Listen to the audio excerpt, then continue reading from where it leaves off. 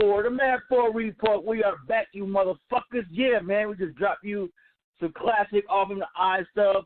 A lot of stuff my dude Squeak-Ru is featured in, like that Naughty by Nature joint, you know what I'm saying, that You God joint. I'm telling you, man, and all y'all listeners and followers, man, once this interview is done, I want you to follow him. I want you to support his music, go and buy it, and just be in tap with my dude, you know what I'm saying? Because he's always been dope. He's always been one dude that could go toe-to-toe with the biggest artists, because his pen and pad is sick, man, and it's underrated, and I'm sick of this shit. But you know what? Speaking of the man of the hour, we got my dude in the house, Squeak-Ru. What it do? Man, what's up, homie? What it do? Oh, man. Hey, man, before we get started, homie, I just want to say thank you for making the time and come fuck with me on Die4 Radio, man. I appreciate this shit. Oh, man, it's all love, man. It's all love. You know that. Yeah, man.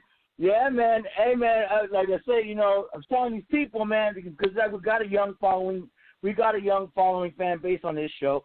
And my thing is to be like, this is like a school. So I want these motherfuckers to know a little bit, you know, so they could get the game. So these motherfuckers know who Squeak-Ru is, man. Break it down for these, man. Well, check this out. This Squeak-Ru, you know what I'm saying, Allfrumtha, always in the building.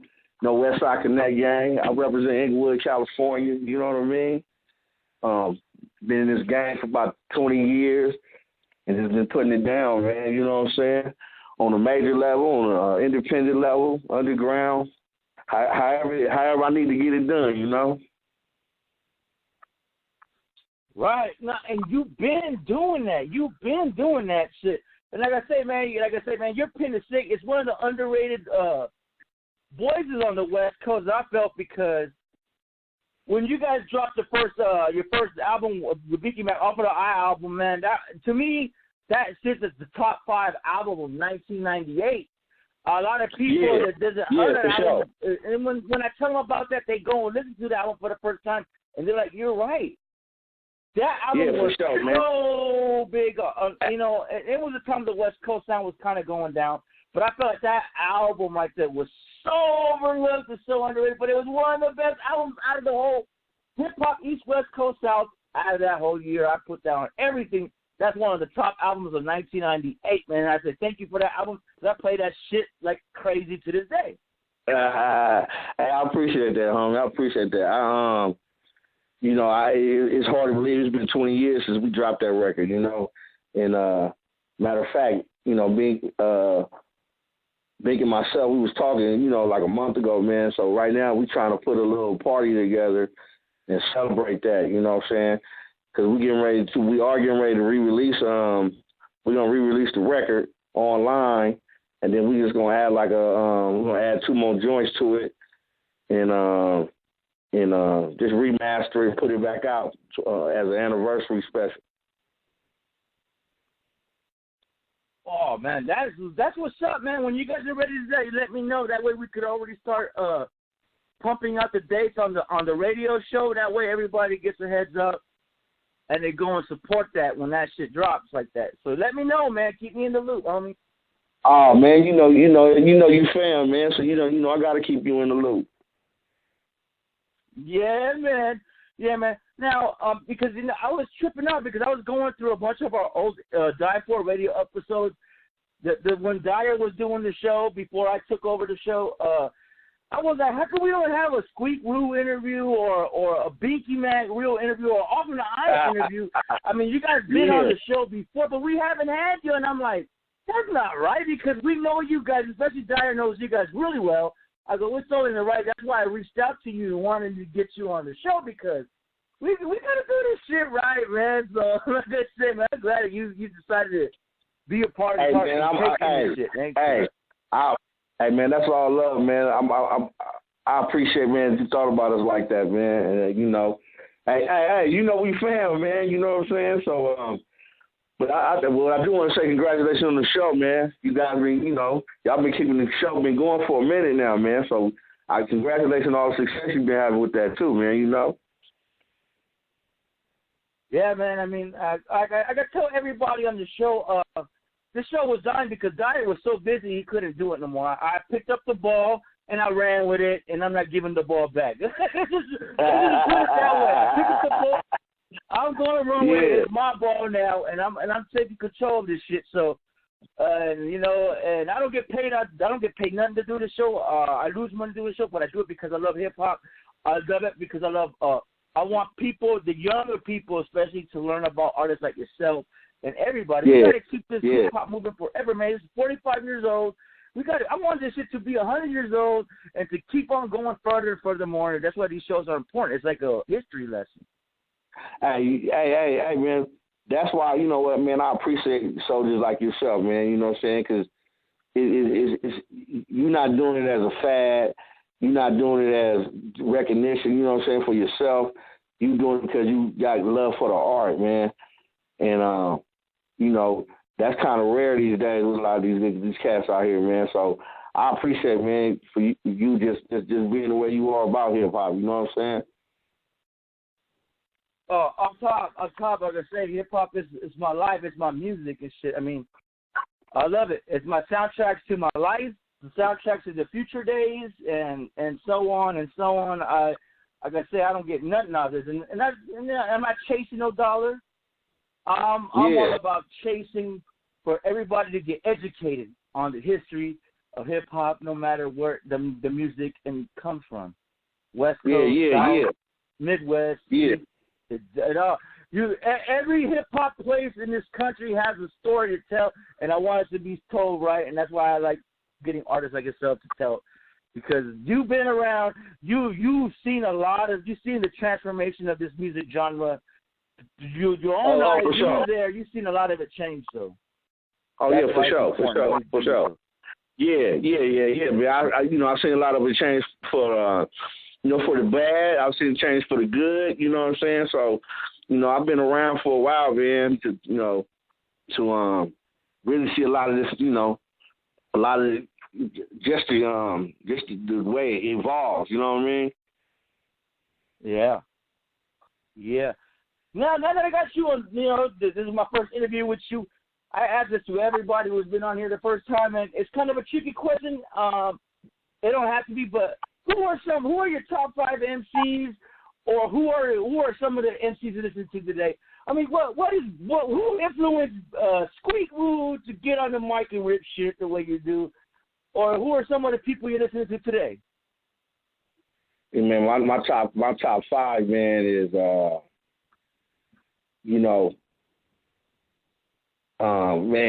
Cam.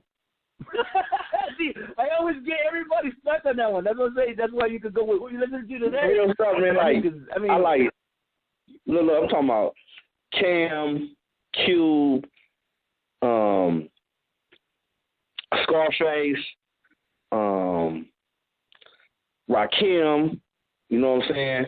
And even, Tresh from Naughty by Nature, you know what I'm saying? Them guys right there, man, they influenced me a lot. And even guys like Snoop, you know what I'm saying, Jigga, you know what I'm saying, all them guys,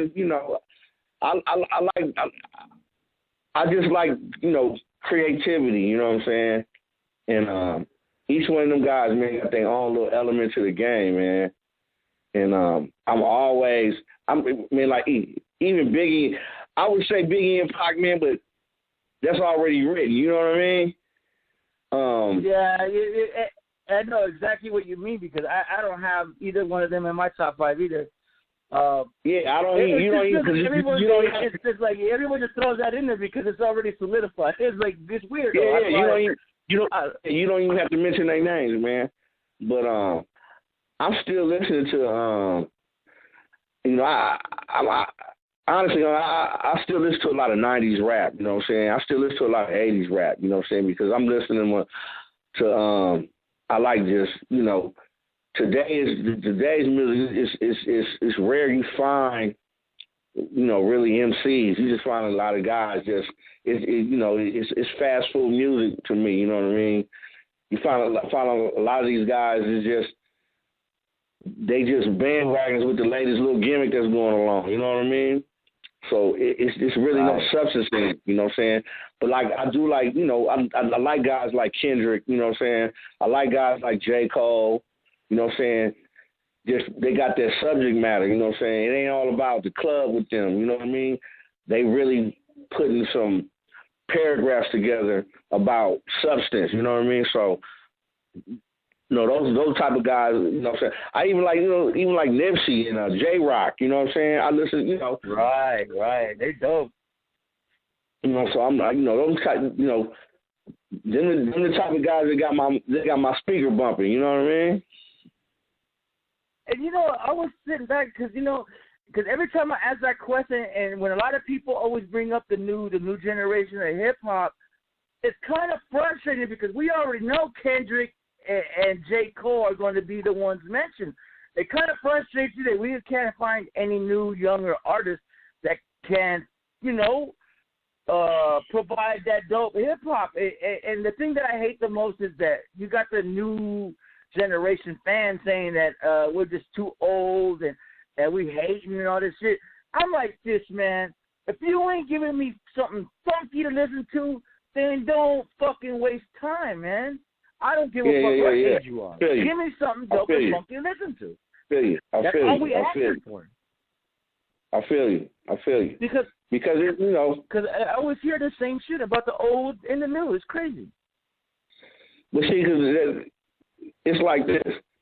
A lot of this new shit, you weigh the scale on how much of this shit gonna be timeless. You know what I mean? Because when you turn on that 80s and 90s, man, a lot of the good percentage of those songs are timeless, man. That we still gonna be bumping for until the end of time, man. So you rarely find that with shit right like now. Like I say, man, all this shit be sounding the same. You know what I'm saying? Sometimes, honestly, I don't even know who the fuck I be listening to half the time because they all the shit sound the same. It does, though. It does, and when you tell a young fan of those, if you tell a fan of those artists that we're talking about, like we don't know who they are, they get all upset. No, man. I'm like, well, fuck, man. I mean, thing is, people need to find an identity, and the thing is, these motherfuckers ain't got an identity. We didn't follow it. I don't know. I call them Little Wayne babies, because I think after Little Wayne was, at one point the hottest shit. And I love Lil Wayne music. I'm a big Lil Wayne fan. But I think there's a lot of Lil Wayne babiys. And they all try to emulate, look like him. And I don't know. Is it me or I don't know? I don't know. That's how I understand. I mean, I understand exactly what you're saying. Exactly what you're saying. And the great thing, the good thing about hip hop is the different cultures that it goes through. You know what I'm saying? And then I understand that with the youth right now, I mean, I give them a pass on because this is y'all time, and if this is what y'all digging, you know what I'm saying, I understand that because this is your time, you know what I'm saying. When I came up, my parents didn't understand hip-hop, you know what I'm saying, until they started really paying attention, and we started sampling the music that we grew up on from where they had played us, you know what I'm saying. And even that, like, all that old 70s and Motown and then R&B music, you know what I'm saying, that's the music that our parents grew up on, and we sampled their music, you know what I'm saying, because that music has substance to it, and all we did was put our twist on it, you know what I mean? But then when our parents started hearing some of the subject, especially when NWA came along, and NWA wasn't, they called it gangster rap, but NWA was really, they were a political group, you know what I'm saying? They was making political statements, you know what I mean? Because they were talking about the injustice that was going on in our community at the time, you know what I mean? So it wasn't even all about, they didn't do the records trying to get in the clubs. They was doing the records to put a voice, speak for a voice. Like Q would say, we just reporters, you know what I'm saying? We just reporting on what's going on in the hood. Yeah. That's fact, and that's fact. Because trust me, man. Back then, my mom didn't understand it. You know what I'm saying? Back then, when I was listening to it, when I was a kid, it was forbidden. Man, my brother, my younger brother. I got three brothers. My younger brother, well, he's the same age. He's requesting Mobb Deep CDs and all this shit with curse words and all that. It's okay. You get that shit though. But when I was a kid, Nah, the parents back then did not understand it. You know what I mean? Hey, look. I was telling one of my homies, I was like, man, I don't even be repeating some of this shit because I don't even know what I'm saying. You know what I'm saying? You might be saying something foul. You know what I mean? So I kind of stick to my script. You know? Right. No, that's facts. That's facts, man. That is 100. That is 100, man. Because the way the game is, man, you don't even know. The crazy thing about it right now is that, like, how do you judge what's whack and what's not? Because I hear so much garbage on the radio, man, and I be like, I can't believe. I be like, damn, it's a lot of crap right now. I mean, it's a lot of garbage MCs. It's a lot of garbage dudes rapping, man. And when I see the fan base they be having, I be like, damn, y'all really digging this person? You know what I'm saying? Like, this dude is trash. It's crazy. I be like, damn, but it be trash with that motherfucker got, 10 million fans or some shit. You know what I mean? That shit crazy to me. Yeah. It's just like, but I think that's because of the way it's just, hip hop is so mainstream now. Then it's with technology, you got so many avenues that you can hear you can hear music so many different ways. You know what I'm saying? So it ain't like right. you every day you constantly getting music, more and more music dumped on you. You know what I'm saying? And it didn't used to be like that. You know what I mean? So even the music even the hit song is going by, it doesn't last as long as it used to. You know what I'm saying? Even the hot shit right now. The hottest song is going to last about 6 weeks, then it's on to the next shit. You know what I mean? So it ain't like that 6-month run we used to get. You know what I'm saying? And that's why dudes is dropping so many records now. Then, the game's so polluted. But like I said, with a lot of these trash MCs, the game's so polluted because, with these internets and the social media and, anybody can put a little catchy shit together and throw it out, and then it go viral, then that motherfucker's a star, Right. No, man, that's the thing. That's the thing that frustrates me today. I mean, like I said, man, just because I want to hear the young rappers, the young people come up and make music. To me, that shit doesn't bother me. I just want to hear some dope music, though, because at the end of the day, it's about the music. Exactly. It's mind-boggling. It is mind-boggling. Exactly. Now, I want to know a little bit about your history as far as, you and Beaky Mack, Allfrumtha. How did you guys get down with Cube and Mack 10? Like, how did that's something I know a lot of the fans have, because I've been getting these questions. Just chucking me all these questions right now. But how did that all come together? Okay, well, me and Bink, we're from the same neighborhood, you know what I'm saying? So we kind of, we grew up in the same blocks. Now, me and Mack went to school together. We in the same grade. We was in the same grade together. So we kind of grew up together, you know what I'm saying, as far as on you know what I'm saying, we was classmates type of thing. Now, Mack stayed over in the neighborhood next to my neighborhood, and, we all grew up together. So Mack and Bink was in this group together called First Amendment. So they first started out. Now, myself, I just be around the neighborhood just saying little neighborhood raps, you know what I'm saying? I always, rap about my homies and stuff that was going on in my neighborhood or whatever. So, when Mack got introduced to Cube and Mack's, shit took off, Mack reached back and brought, by that time, me and Bink had formed, let me take you back. My younger brother, G-Love from the Road Dogs, had, he was getting ready to sign in Naughty by Nature. Because, that's our fam, too. So, right. Love used to go, he would go over to Bink's house. Bink had equipment, so he would go over there and, get down and record songs and shit. So he was like, man, you should come through, go over to Bink's, man. Bink has got, got equipment. So we went through there, so we should just start messing around. And then, Love went back to New Jersey with Naughty, and me and Bing just kept back. We had another homie in the group named CR. He later went and joined my brother, which they became the Road Dogs. So from that, we kept, me and Bing got in the studio. We just kept working and creating songs. So by the time Mack's situation took off, he reached back and brought us, and signed us to Priority at the time. And then that's how we, ended up meeting with, joining that West Side Connection family, meeting with Q, and Dub and the rest of the fam. And, the rest is, I say, it's history. Because I always look at that time when the West Side Connection album came out, and I always look at the time, even though Cube's albums weren't up to par as what his past was, but the fact when the West Side Connection album came out, and then you guys got put out, the Comrades got put out, Caution was put out, Dub C was just killing shit, Mack 10 was fucking flourishing shit.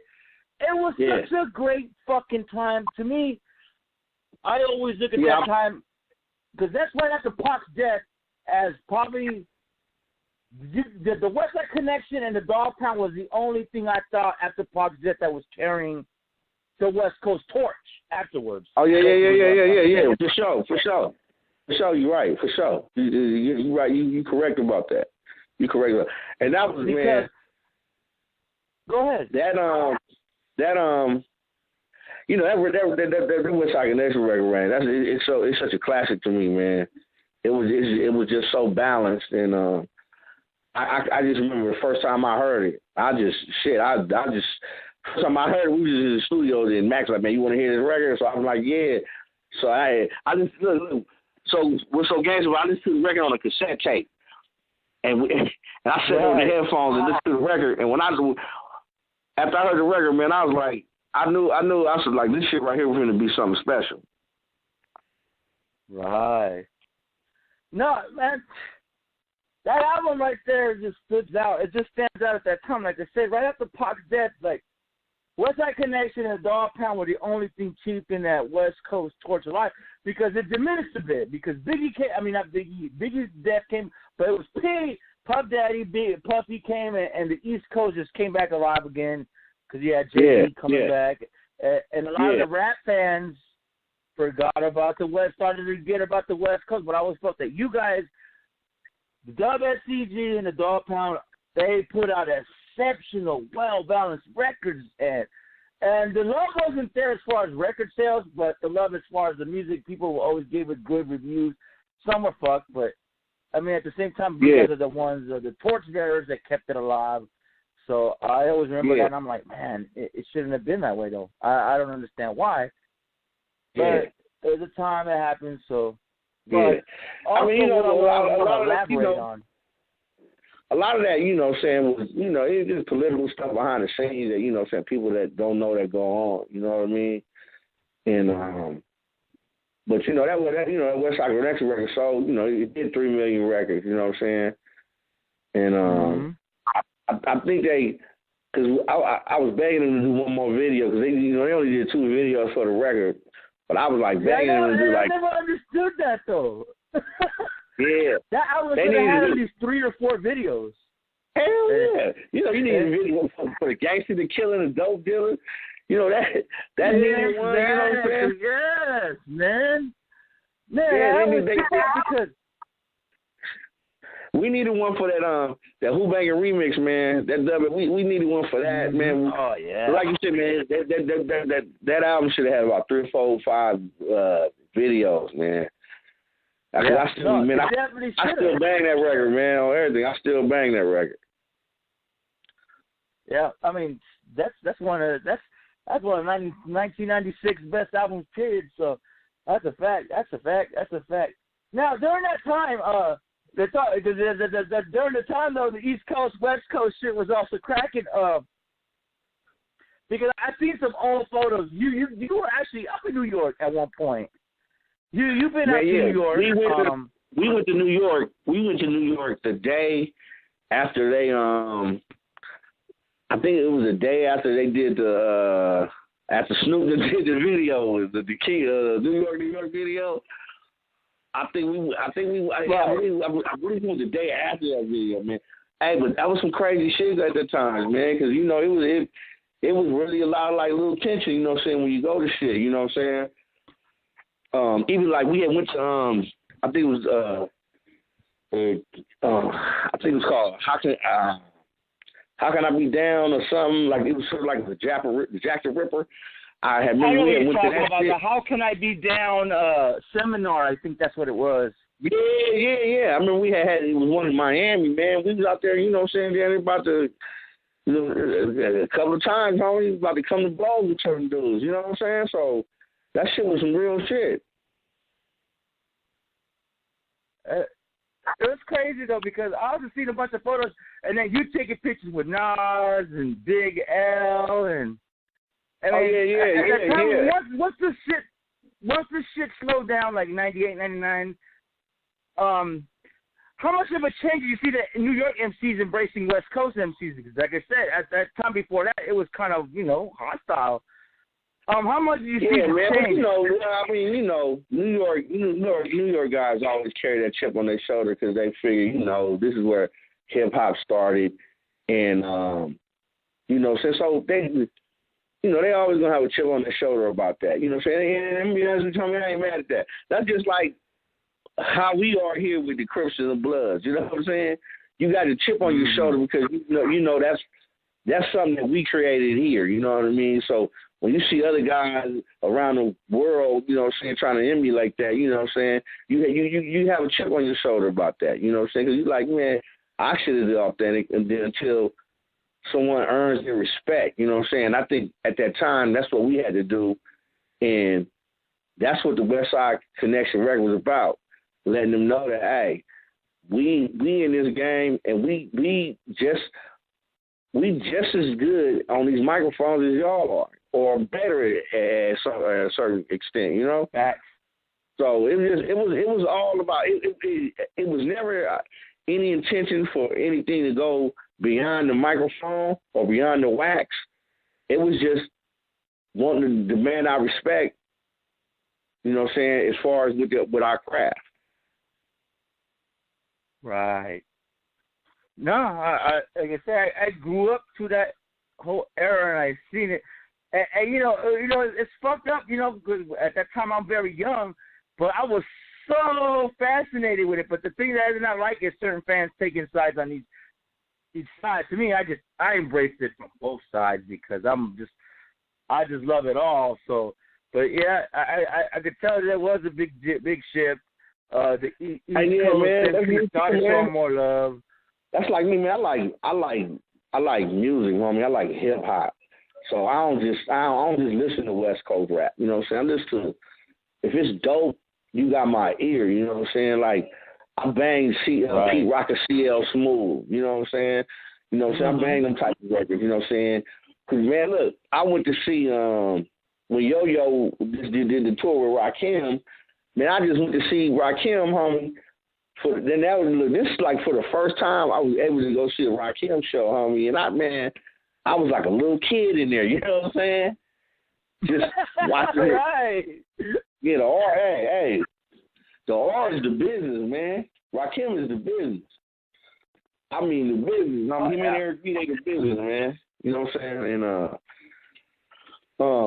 And we recently just had an event where in Inglewood we had an event called the Taste of Inglewood, where, you know what I'm saying, a lot of vendors come out and they can display their product as far as like clothing, food, you know what I'm saying, set up booths for just a lot of little organizations around the community to come out and just, you know what I'm saying, showcase their product or whatever, you know what I'm saying. And we had Houdini there, man, you know what I'm saying, and that's part, you know what I'm saying, like our family too, because Bing used to actually, you know what I'm saying, run around with them when they first came out, you know what I'm saying, first started coming to California back in the 80s. He teamed up with them and used to, you know what I'm saying, show them around the city. But that's like one of my favorite groups, man. And like when I see like hip hop groups from the old school get talked about, I kind of, you always hear, saying the Run DMCs and, saying the LL Cool J's and all that. But Houdini, man, Houdini was straight gangster. And they got a lot of... Right, it was. They was... Yeah, Exodus and Jalil was hard, man. They was... And like I'm saying, though, and that's what I'm saying, that music they produce, man, is timeless. You know what I'm saying? 5 Minutes of Funk, Friends, Freaks Come Out at Night, you know what I'm saying? Big Mouth, you know what I'm saying? Yeah. So, so it's I'm curious to see if that's what's going to happen with this generation right now. Are we going to get some of that timeless music? You know what I mean? Yeah. I'm having more faith in the generation to follow next after this generation. I think they're the ones who are going to come and pick up the pieces and put it back together. I really do believe a lot of you motherfuckers in this generation, I still got a bit of faith in you, but step it up, man. And I'm going to leave it at that, you know? On the real, it's the real shit. I feel you. Now, okay, your first album drops. Your second album, Uncut. Now, that one was basically, you could tell, underground, independent. Yeah. That was an independent what record. What happened with that? Because to me, at that point, I was like, how come this album ain't on Who Banging? Because the Comrades had a second album, and they came out on Who Banging. Why wasn't Uncut on the Who Banging imprint? Just a lot of politics involved, homie. I just, I was personally like, what I'm saying, on me, because I just didn't like a lot of ways the first record I got. I just didn't like the treatment we had got, man, and I was just ready to step and venture out, you know what I'm saying, and try new avenues, because I just felt like at the time we just wasn't getting enough support from label-wise, you know what I mean? And then, around the time it was a shift in the West Coast, you know what I'm saying? A lot of that down south music started to come through. Master P was on fire, you know what I'm saying? So right. And then, West Coast music was getting the door shut on them in a lot of places, you know what I'm saying? We wasn't getting a lot of airplay, you know what I'm saying? Nobody was really banging us, you know what I'm saying? Because when the South did their movement, man, it was for real. You know what I'm saying? Yeah, because Mack was killing it when your album came out. That No Limit Tank rolled over everybody. I think at that point. Man, the tank was the business. Because P was doing something had nobody in hip hop did before. His label was they was dropping a record every Tuesday, man. You know what I'm saying? Wasn't nobody doing shit like that. We're taking 2 pages on the Source magazine, back to back. Yeah. 2 ads in the same album, back to back. The Source magazine back then in that year, that was big promoting.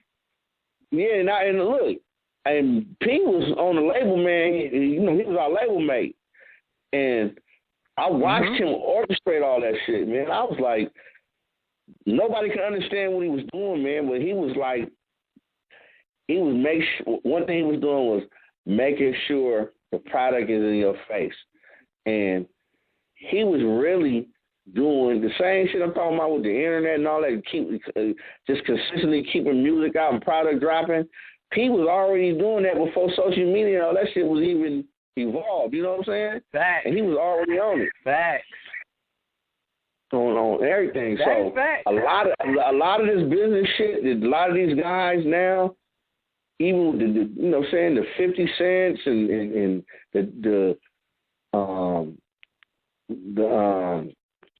what's the label that the Kendrick's on? What was it? TDEs and all that, man. P was orchestrating the game, man, and he was setting the blueprint for all this, man. You know what I'm saying? That's why I always give him a lot of respect on that note, Right. Yeah, that time, man, that tank was rolling, like, drastically over everything at that point, man. Like, there was nobody promoting the label better than P at that time. Man, because at the time, man, in the South, you had a lot of guys or people who they might have, they might not have had BET or cable and stuff like that. So what they would do was they, you had these people that was living off in the country and shit like that, man. So they wasn't exposed to that, urban or street life or things. So when they would get to somewhere where they could buy a record, they would, if it had the tank on it, they was buying it. They might not even have to hear it. You know what I'm saying? As long as they had the tank on it, they was getting it. No, that's facts, because I was one of those guys at that time because I was young. I just went by the cover. You know what I mean? At times I never even heard of these rappers' names. And I went by the cover because they packaged this shit so trendy and so well at the time it caught your eye. So you had to buy it at that time. And that was smart promoting a part of Master P. Hey, man, P would do shit like he was doing shit like his records would be lime, the packaging on would be a different color, be lime green, orange, shit like that. Exactly, yeah. Because he wanted you to know that he wanted his shit to stand out. So he wanted to stay, I'm gonna do something different so it's my shit. You know what I'm saying? So, and then a lot of times people are like, what the hell is this orange CD or this lime green CD or this purple, this neon color, and they was picking that shit up. And I was like, damn, I couldn't understand at first, but that was a hell of a business move, man. That was probably the smartest thing he did for that at that time, because you're talking about a time when the CD racket, when buying CDs was such a high time. That was the smartest thing anybody. And big up to Master P once again, because it caught the eye of everybody browsing through the stores and flipping through the racks, and they see this, like you say, the neon green, the black, the white, the blue, the neon pink, and all the orange. Oh yeah, he marked that industry like that at that point, and that was great. That was great for hip hop. Period. Yeah, for sure. For sure it was.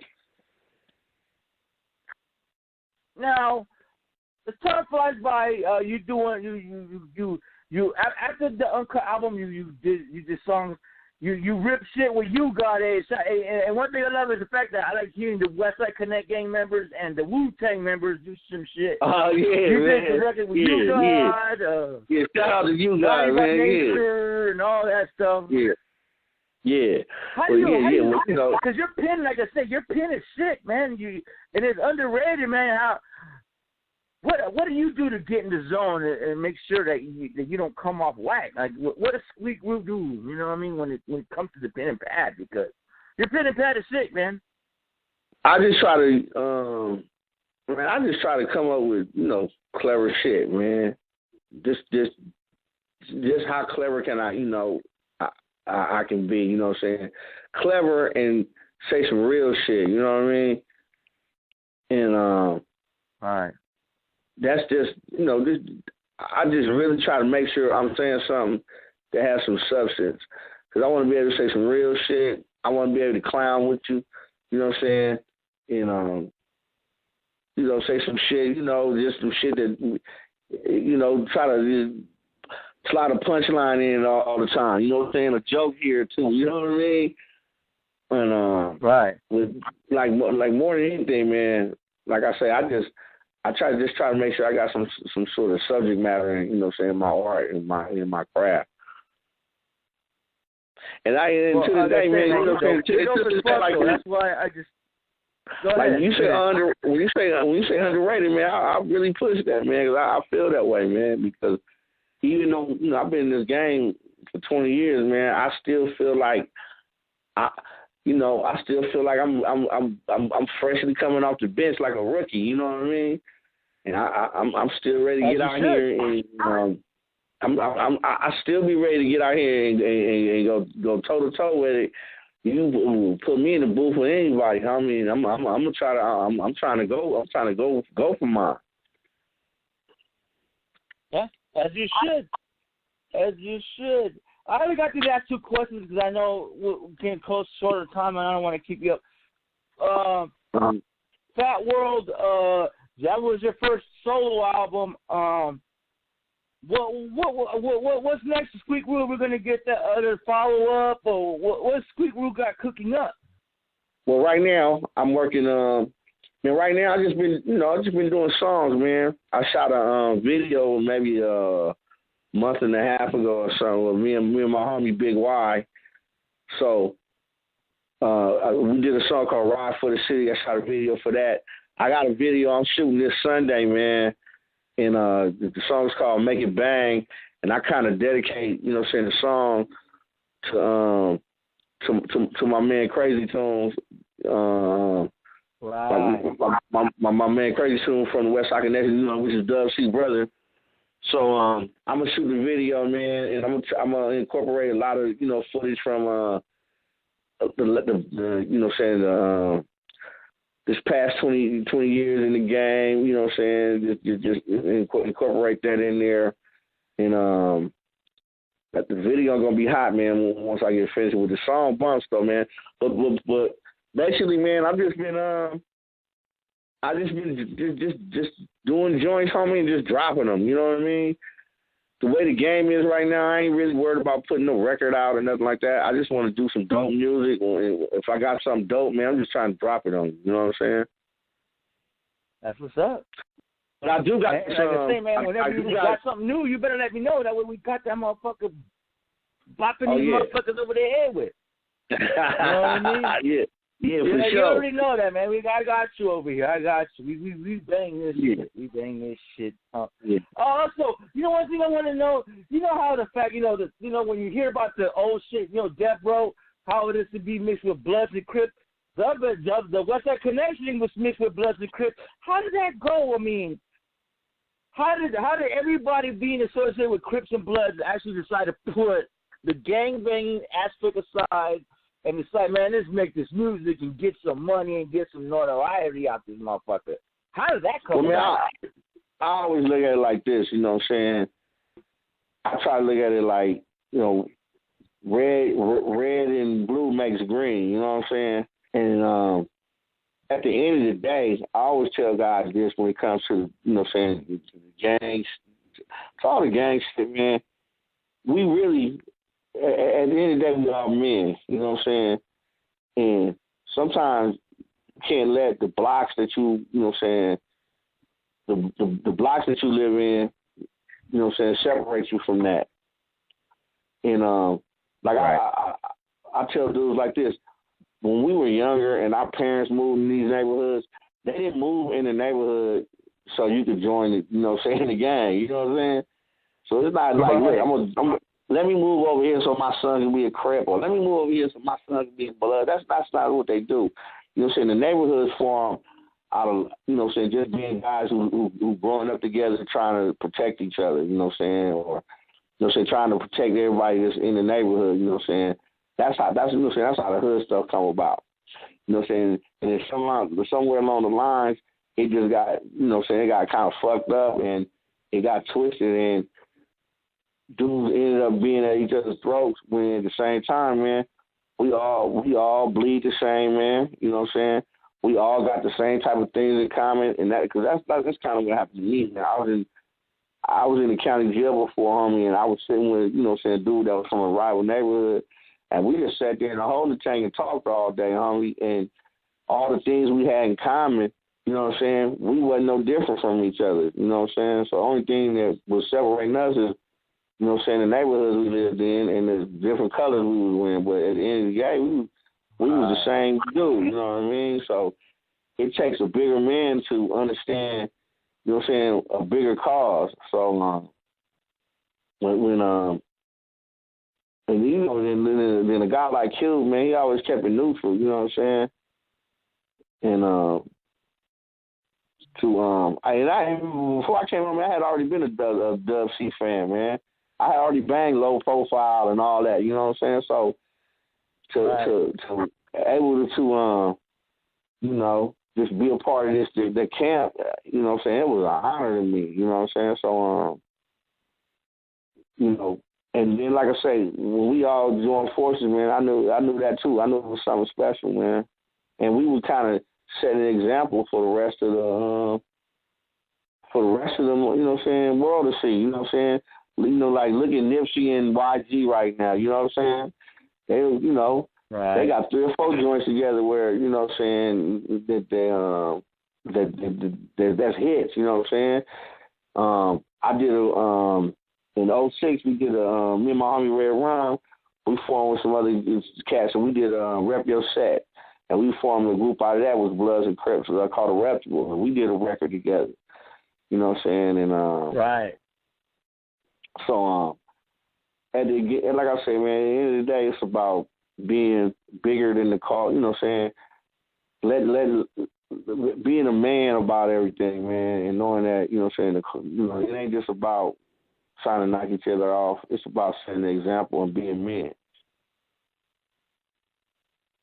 Yeah, and I agree, and it's a beautiful example. It's a beautiful example, no doubt. And the last thing, I got a question for somebody: will there ever be a West Side Connection reunion with everybody? Yes, no, or maybe? Hey man, I you know what? I'm gonna leave a question mark on that, man. I don't know, but I sure hope so, man. I just did a shout out to my homies from performing, man, MOBG, man. I just did and these from my Hispanic homies is getting down, man. But I just did a verse, man, about that on a song with them, man, about the Connect getting back together, man. I sure miss them times, man, and I miss hearing that music, you know.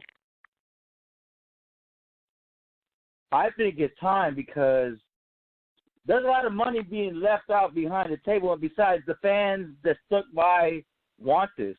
Yeah. Well, I've been wanting it. I've been wanting it for who the fuck knows how long already. But we want it. Real talk. We hope for it right now, man. We want Connect that. record right now, homie. Yeah, it'll be bananas, man. Connect record right now be bananas. Yeah. Oh, yeah. Up top, man. Up top. You know what I mean? That's something I'm going to be hoping for. That's always going to be in, you know, I always have a bucket list of hip-hop hopes. That's the top one right now. Yeah. So, hey.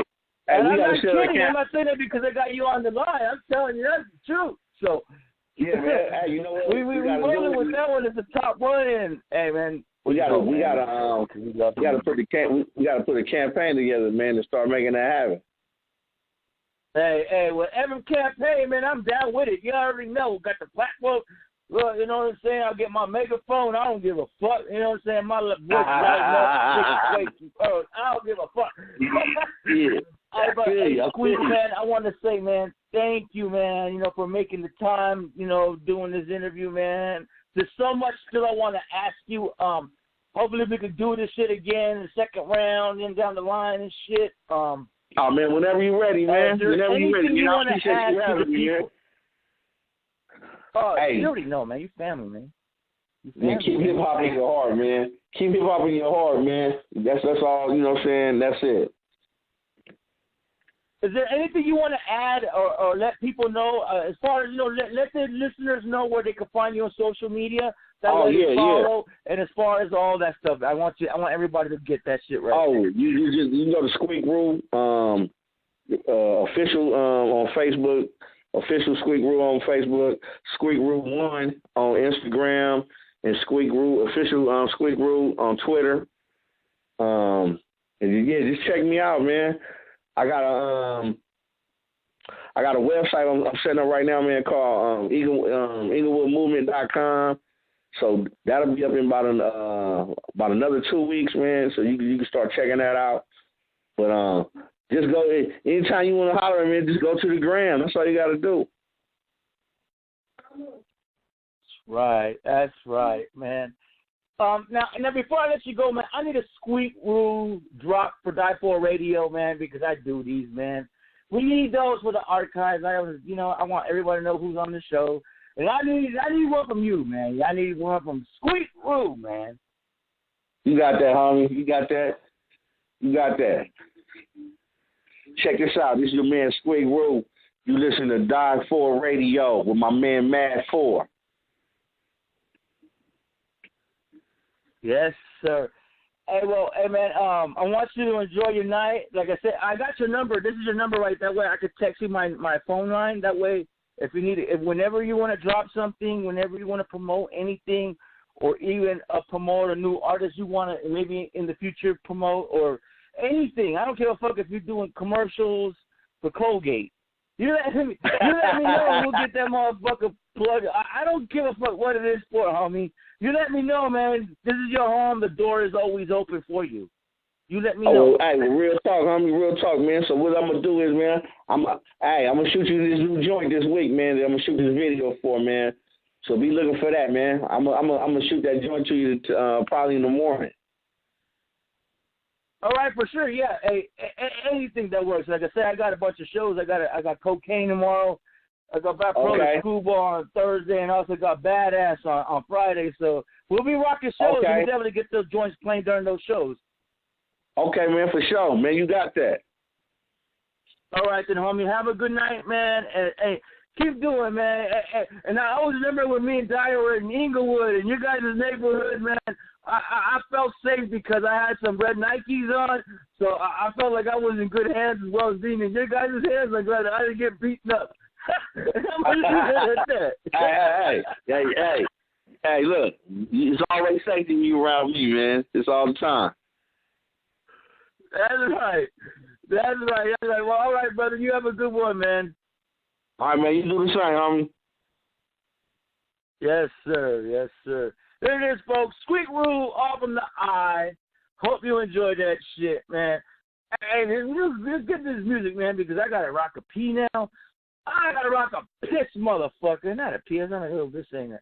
I got to rock a piss. It's Doppel, but let's get into this recognized. It's Allfrumtha. Shout out Binky Mack. It's Doppel Radio, not Death Row Radio. It's Doppel Radio. Let's do this.